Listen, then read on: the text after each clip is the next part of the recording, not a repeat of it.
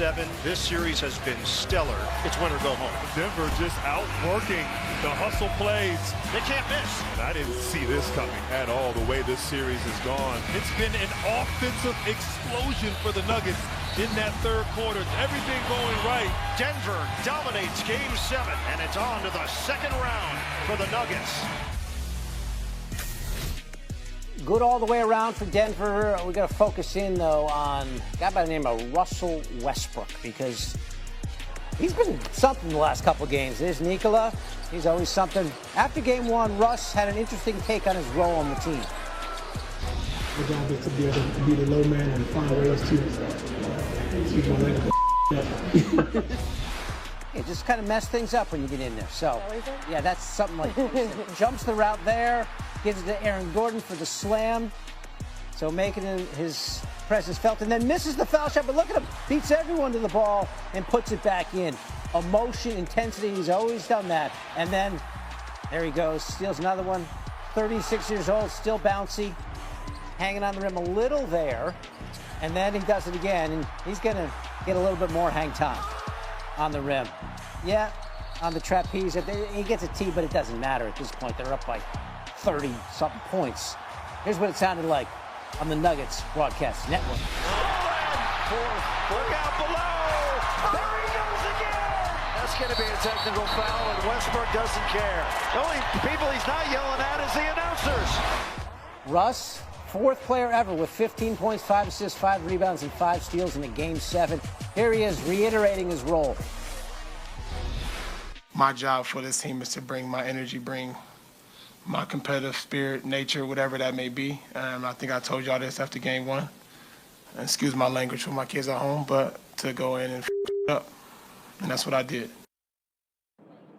ESPN NBA insider and senior writer Ramona Shelburne joins us now. And Ramona, the Nuggets ownership, they made that decision to fire Mike Malone 79 games into the season. They replaced him with David Adelman, and now they're on to the second round after cruising past the Clippers tonight. So what did that coaching change do for this team?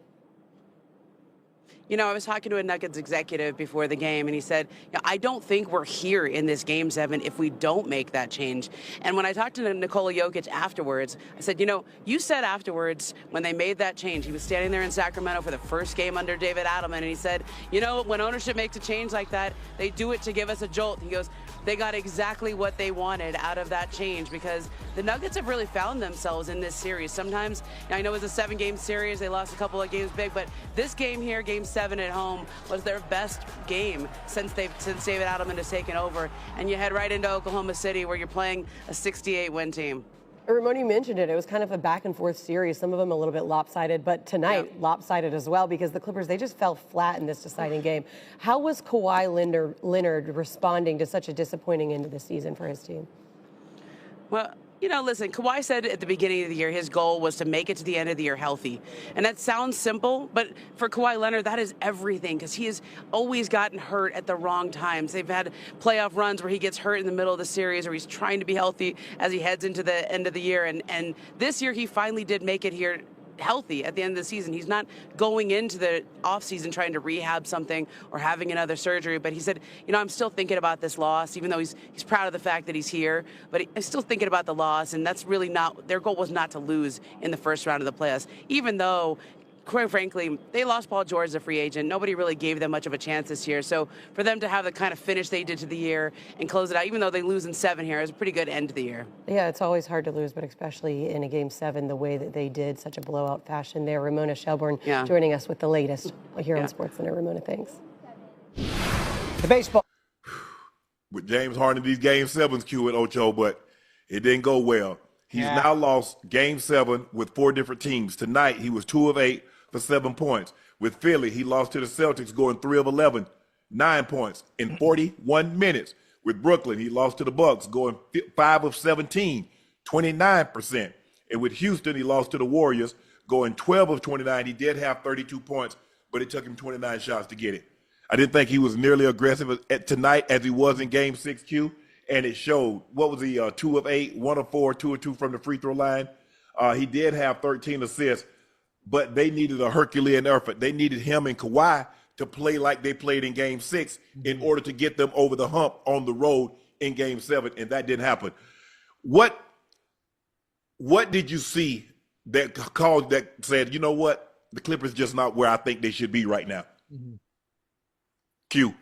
Man, for me, I think they just got blitzed tonight. I think, like you pointed out Harden's numbers, but I mean, he did have 13 assists, and this could have been like, if this was a competitive game, his numbers could have gone up. But obviously, we know, like you said, it was a blowout early on. And Joker didn't even go crazy. It was like the other guys, the supplemental guys, really came out, applied the pressure. Their tempo was up. The Clippers were flat, surprisingly, for a Game 7. They were flat. It looked like they didn't have it early on, and Denver mashed the gas and literally they just blew them out. They looked good in the first quarter. They outscored. They had a 5-point lead heading into the second, and then Denver goes on and wins that quarter 37-21. And then they open the third on a 17-3 run, get it up to 17-3, and then get it up to 24-4, and they never look back from there. So between the second quarter and third quarter, the Nuggets outscored them 72-40. Mm-hmm. From down 5 to start at the end of the first, now you go to the fourth and you're down 27. Yeah. And it didn't look good. I agree with you, Q. You look at Aaron Gordon, played sensational. He's been playing sensational. Because even when Joker, there was one game he had a 14-point triple-double, and they blew the doors out of him. But you get six players in double figures. Russ off the bench again, an excellent night. Hey, 27 minutes, 5 of 9. Shout out to Brody. Yeah, man, he played well. Christian Brown, 21 points. Jamal Murray, 16. Yoke, 16, 10, and 8. Michael Porter Jr. sighting tonight, 15. And Aaron Gordon. Aaron Gordon's been doing a great job. He gets on the glass. He's scoring. He's doing a heck of a job on Kawhi Leonard. He's making Kawhi's hitting some shots, but he's making tough shots. And you live with that. If I can make you make them tough shots, them spinning fadeaways and all that, hey, Coach, he made a great play on me, but I'm right there with him. Yeah. Ocho, you watched this game from the Nuggets standpoint. What did you like about what you saw from the Nuggets tonight? I mean, listen, I watched it from start to finish. The Nuggets dominated in every aspect of the game from the start to finish. The Nuggets, they were shooting 52% from the field.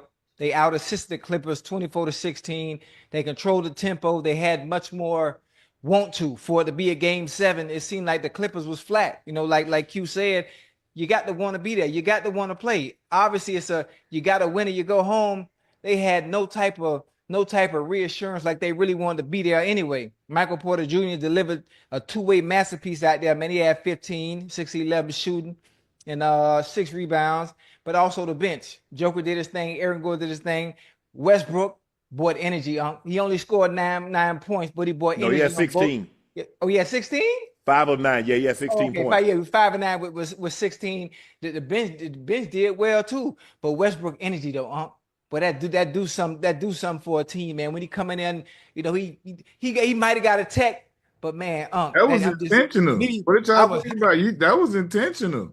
Yeah. Oh, he did it on purpose? You didn't see what I saw? Yeah, he did that on purpose. I thought he didn't want to let the rim go because he was gonna land on dude. No, sir. That was intentional. You didn't see when he landed and said, "Yeah, give me the tech, and I don't care. Get him the up out of here." And yeah.